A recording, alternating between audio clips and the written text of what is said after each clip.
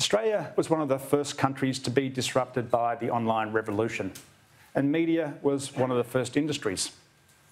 Australian companies like car sales and realestate.com were among the first in the world to break out from print channels and onto the internet. News companies pushed into the digital space. We took on the challenge. We innovated. With Meta's decision to walk away from its deals to pay Australian news companies for their content, our industry is in new territory once again.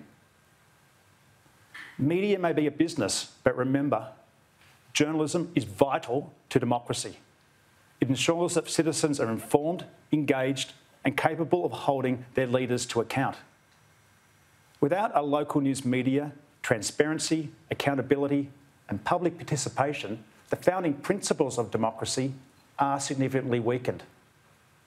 The ACCC has ruled that for media companies, Meta is an unavoidable trading partner.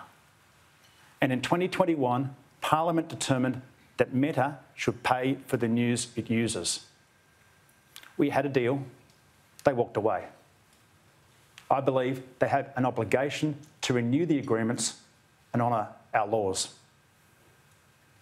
It is intriguing that Meta has no problem turning off the news, but has a big problem turning off teenage fight clubs, the bullying of young women, or scam advertising. Assistant Treasurer Stephen Jones captured the situation when he says that Meta is for criminals and against journalism. After Meta had turned off the news in Canada, Prime Minister Justin Trudeau commented that Meta were prioritising profit over safety, as devastating wildfires forced tens of thousands to evacuate their homes. Faced with that scenario playing out in Australia, we cannot let ourselves be bullied.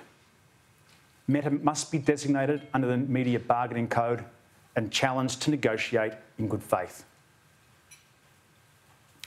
News media is the canary in the coal mine, and the current battle in my industry is part of a much larger struggle, a struggle that will encompass and impact more industries and more people. As a nation, we must not blink now. Commonwealth Bank CEO Matt Coleman told the Australian Financial Review in March, "The world has never seen global monopolies of the size and scale of today's big tech companies. These companies have immense power, and it is critical that they do not undermine Australian sovereignty." Matt told me later that it's reasonable to expect that all companies benefiting from Australians should rightly contribute to a more prosperous Australia. He said that big tech should not free ride on other Australian industries, leaving the cost, investment and regulatory obligations to local companies.